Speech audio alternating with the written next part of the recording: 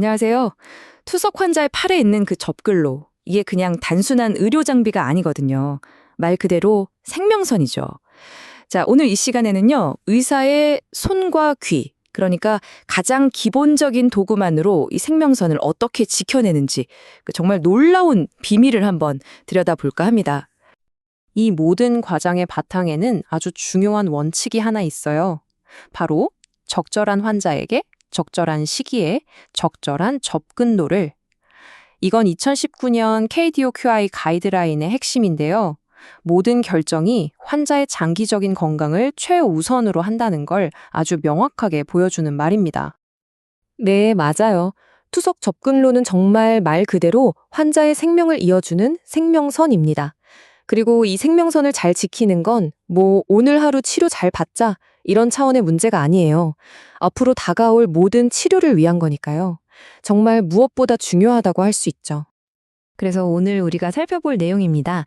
먼저 환자의 생명선이 어떤 의미인지 짚어보고요. 접근로의 건강 상태를 알려주는 5가지 활력 징후, 또 맥박과 진동, 그리고 잡음이 뭘 의미하는지 알아볼 겁니다. 마지막으로 2가지 최종 검사를 거쳐서 이 모든 과정이 왜 정맥자산이라는 걸 보호하는 데 중요한지까지 쭉 살펴보겠습니다. 자, 그럼 본격적으로 시작해볼까요? 의사가 하는 이 신체 검사는요, 마치 탐정이 수사하는 것과 아주 비슷해요. 5가지 핵심 단서, 다시 말해 활력 징후를 찾아내서 접근로가 지금 건강한지 아닌지 파악하는 과정이거든요. 그 5가지가 바로 박동성, 잡음, 진동, 팽창, 그리고 허탈 검사입니다. 이게 바로 검사의 핵심이에요. 지금부터 이 단서들을 하나씩 아주 자세하게 파헤쳐 보겠습니다. 자, 이제 수사를 시작해보죠. 의사가 가장 먼저 찾는 2가지 단서는 바로 손끝의 감각, 즉 촉각으로 얻을 수 있습니다. 그건 바로 접골로의 맥박하고 거기서 느껴지는 아주 독특한 진동이에요. 자, 이 단서들을 제대로 이해하려면 먼저 협착이라는 말을 알아야 해요. 이게 뭐냐면 환자의 생명선에 아주 심각한 교통체증이 생겼다. 딱 그렇게 생각하시면 됩니다. 이 교통체증은 주로 혈액이 접글로로 들어오는 길, 이걸 유입로라고 하고요. 또다시 빠져나가는 길, 이걸 유출로라고 하는데 바로 이 2군데서 주로 발생합니다. 의사는 먼저 접근로를 만져보면서 혈류에 따라서 이게 팽창했다가 부드러워지는 느낌?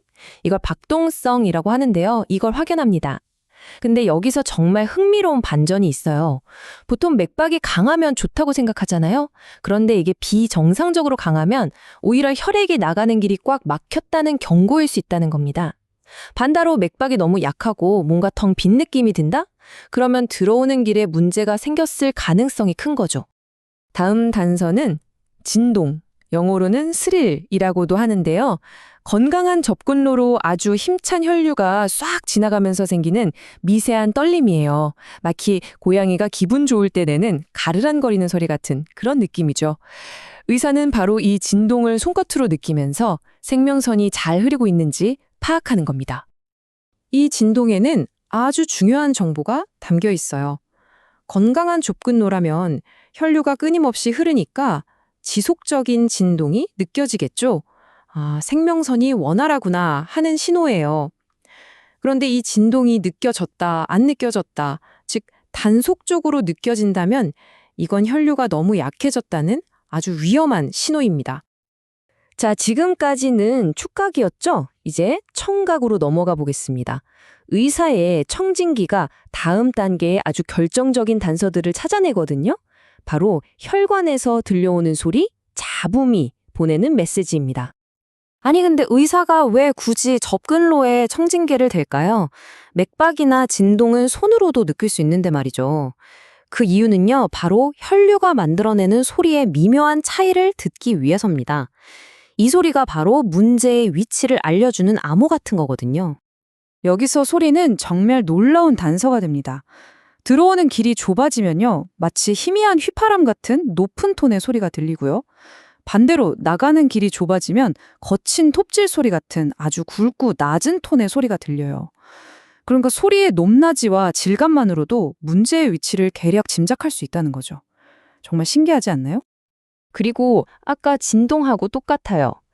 만약 이 잡음이 쭉 이어지지 않고 자꾸 끊겼다 이어졌다 한다면 이건 혈류가 너무너무 약해서 소리조차 제대로 못 만들어낸다는 뜻이에요. 이건 정말 위험한 상황이라는 걸 알려주는 결정적인 신호입니다. 자, 이제 5단계 검사의 마지막 2가지 확인 절차를 한번 볼게요. 이 검사들은 앞에서 얻은 단서들을 종합해서 최종적으로 접근로의 상태를 판단하는 데 큰 도움을 줍니다. 첫 번째는 뺑창 검사입니다. 의사가 혈액이 나가는 길을 잠깐 막아서 접근로가 충분히 빵빵하게 부풀어 오르는지 확인하는 건데요. 이게 왜 중요하냐면 투석 바늘을 찔렀을 때 안전할 만큼 접근로가 튼튼한지를 보장해주는 아주 필수적인 안전 확인 절차이기 때문입니다. 마지막은 허찰 검사예요. 이건 정말 간단합니다. 그냥 팔을 심장보다 높이 들어올리는 거예요. 그럼 중력 때문에 혈액이 싹 빠져나가면서 정상적인 접근로는 자연스럽게 납작해져야 하거든요. 그런데 만약 팔을 들었는데도 접근로가 여전히 팽팽하다? 이건 혈액이 빠져나갈 길이 막혔다는 아주 명백한 신호인 거죠. 자, 지금까지는 우리가 이 검사를 어떻게 하는지에 집중했잖아요. 이제부터는 진짜 중요한 질문, 바로 왜 이 모든 검사가 그렇게 중요한지에 대해서 이야기해 볼게요. 이 간단해 보이는 검사들이 사실은 환자의 먼 미래와 직결되어 있습니다. 여기서 아주 강력하면서도 중요한 개념이 하나 등장합니다. 바로 정맥자산, 영어로는 Venous Real Estate라고 합니다. 정맥자산이라는 건요, 환자의 혈관을 한정되어 있고 아주 귀중한 자산으로 보는 개념이에요. 왜냐하면 투석 환자에게 건강한 혈관은 나중에 혹시라도 새로운 생명선을 만들어야 할 때 쓸 수 있는 유일한 희망이거든요. 그렇기 때문에 모든 의료적인 결정은 이 소중한 자산을 어떻게 하면 잘 보호할 수 있을까를 중심으로 이루어져야 하는 겁니다. 그럼 이 자산을 어떻게 지킬 수 있을까요? 예를 들면 만성 신장질환 환자에게는 팔의 중요한 정맥을 손상시킬 수 있는 어떤 특정 주사 라인, PICC 라인 같은 건 피하고요. 또 심장 박동기 같은 걸 넣을 때도 미래의 투석 접근로가 될 혈관을 피해서 위치를 잘 계획하는 거죠. 이렇게 장기적인 안목으로 환자의 혈관을 보호하기 위한 실질적인 노력들이 꼭 필요합니다. 그러니까 핵심은 바로 이겁니다. 매일매일 하는 이 간단한 신체 검사는 그냥 상태가 어떤지 확인하는 걸 넘어서요. 환자의 미래, 즉 유한하고 소중한 정맥 자산을 지키기 위한 아주 적극적인 보존 행위라고 볼 수 있는 거죠. 자, 오늘 내용 한번 정리해 볼까요? 투석 접근로는 환자의 생명선이라는 점, 그리고 간단한 5단계 신체 검사만으로도 문제를 일찍 발견할 수 있다는 거. 특히 휘파람 소리냐, 톱질 소리냐 같은 청각적인 단서가 문제 위치를 파악하는데 아주 결정적인 역할을 한다는 것도 아셨죠? 그리고 이 모든 노력은 결국 환자의 미래 건강 선세권을 지켜주기 위한 것이라는 점 꼭 기억해 주세요. 마지막으로 여러분께 질문 하나를 남기면서 마무리할까 합니다. CT나 MRI 같은 온갖 첨단 영상 기술이 넘쳐나는 지금 이 시대에 여전히 환자의 몸에 직접 손을 대고 귀를 기울이는 의사의 손길이 갖는 진정한 가치는 과연 무엇일까요? 한 번쯤 생각해 보시면 좋겠습니다.